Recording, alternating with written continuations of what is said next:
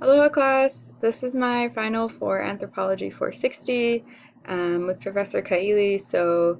Anthropology and globalization. So I chose to do my final video on reverse innovation, um, a concept of globalization that we talked about more towards the end of the semester. But it's one that really interested me, especially as it pertains to our local community here, so in Laie, Hawaii, how it affects us, but also just being able to um, take it back to the global scale, and then seeing how it affects us and impacts us in our local communities as well. So as we go through the slides, there are a few people that I've taken research from, been able to learn from them more about reverse innovation, their theories and their research, what they've done, um, and I think it's a very crucial part of the future, especially as a peace building major and then also working in small business entrepreneurship. Um, I've enjoyed understanding that side as well. How does it impact our economies? But most of all, how does it impact people? So, just to start, the definition, asking what is reverse innovation? So the first bullet point defines reverse innovation as the strategy of innovating in emerging or developing markets and then distributing or marketing these innovations in developed markets. So essentially, these are products, innovations is the word that it uses, that are developed, and then maybe third world countries adapt them to their needs, their local circumstances, which makes them more effective, less expensive depending on the product or the service. And then these are marketed back to the original countries or vendors. Um, and so it's really something remarkable because um, looking at statistics, which we'll talk about more in the next slide, um, if people can take advantage of this, um, it's going to be something that really is up and coming in the economy, um, but also being able to help people because we can understand their needs better. Um, I mean, here on this slide, it talks about companies are developing products in emerging countries like China and India and then distributing them globally. And this definition of reverse innovation comes from this man pictured here on the screen. So this is Vijay Govindarajan, and he's from India. He's a world-renowned scholar, worked at the Dartmouth Tech School of Business. He's been on the best-selling authors list for New York Times and Wall Street Journal. But his main work has been done in reverse innovation. Um, Especially being from India, like he understands um, not only the markets there, but the people, um, but how this has been able to really impact the world. And as the world becomes more connected, this is something that's going to be really important.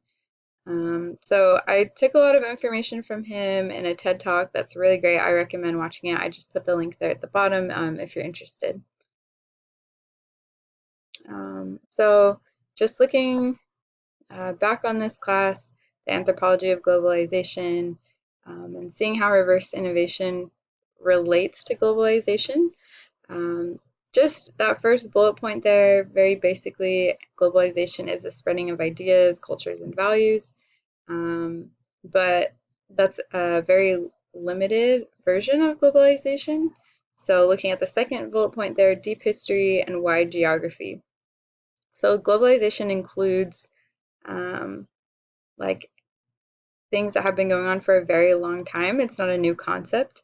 Um, Even though the world may not have been as connected as it is in our time through social media, through technology, through um, Wi Fi, using cellular devices, um, it's still something that we take from generations before us, as well as the wide geography. So it's not limited to um, nations or um, geographical location.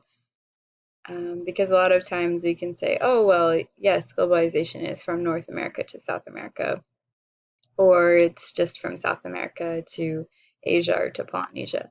But we just have to remember that globalization includes all areas of the globe, a wide geography, if you will. Um, the third bullet point talks about time and space compression as an important um, aspect of globalization. So David Harvey puts this theory forward, but essentially it's the understanding that as we do become more connected, time and space will feel more compressed because things are happening so quickly. This exchange of ideas and cultures and values is occurring at such a rapid pace, um, and with connections across so many borders, so many countries, so many different groups of people, that time will seem to pass quicker and the space will feel smaller in terms of the worldwide globe. And the fourth bullet point, capitalism and capitalism. So much of the world functions on a capitalist society, and that can be monetary, although it doesn't have to be, just depending on how your country or region, exchanges things or compares their products or services and measures of value. But this helps us keep in mind, like Chinese capitalism may be different than American capitalism, um, just based on social hierarchy, governments, even language. Like that's plays a huge role and factor for everything from religion to um, understanding what currency we use and why. So globalization definitely includes capitalism, um, which we'll talk about later on as well. Um, because as Vijay points out, the economy is what's going to be most impacted by reverse innovation. And then lastly, modernity and modernities.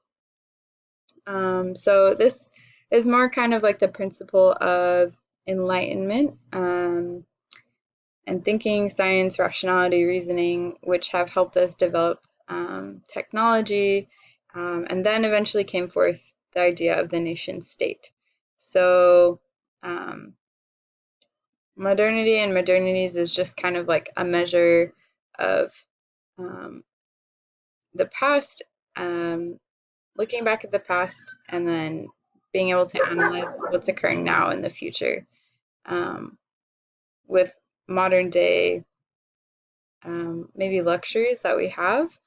Um, but a lot of these are fairly new concepts, like didn't emerge until the 18th, 17th, 18th, like even 19th century.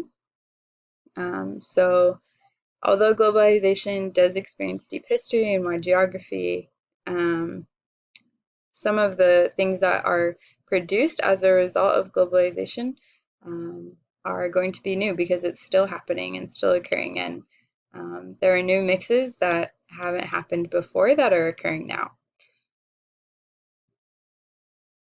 All right, so moving a little bit into statistics. So this is also taken from the TED Talk by Vijay. But what we're looking at here is a graph, or excuse me, a chart of China and India measured against other poor countries. Um, so the first column is population according to size and rank. So China has a population of about 1.3 billion people, and is ranked at number 1. And India has a size of about 1.2 billion people, just under China, ranked at number 2 for population um, per country in the world. So moving over to the next column, the total GDP for China and India, according to dollar size. So China has a total GDP of 9 trillion, and India 4 trillion. So both ranked at 2 and 4, still very high on the list of developing or poor countries. And then lastly, the GDP per capita amount. They're ranked at 8,000, 3,000, But I think what's important as well is if you look at the very bottom, the poor countries at 5.5 billion and 30 trillion. So excluding China and India, these are other developing countries, and combined where they fall under those numbers. So if you, I mean, like those are staggeringly high numbers. Like if you even took a percentage, like they talk about like even a fifth or like 10% of those numbers and were to put it into like product development, being able to uh, market like from those countries what's going to be developed, like it's not, I mean, it doesn't take rocket science. Like they are already in the billions and trillions. Um, so as far as growth for the economy, this is going to be something that's um, incredibly revolutionary, and it's going to impact like most of the world because it's already coming from those developing countries with those huge populations.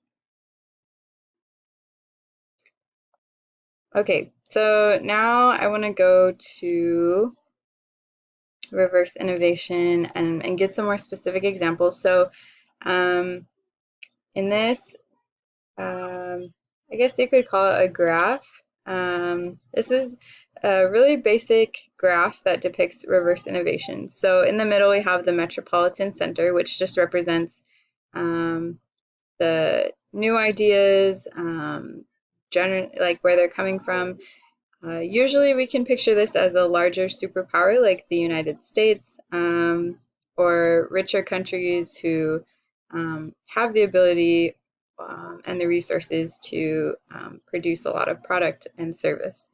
And then the outside, so there's 5 margins here. So there's an arrow going out and an arrow going in. So what happens is it's developed in the metropolitan center, it moves out to the margin, and this is where the innovation happens to whatever the product or service may be, and then it comes back to the metropolitan center.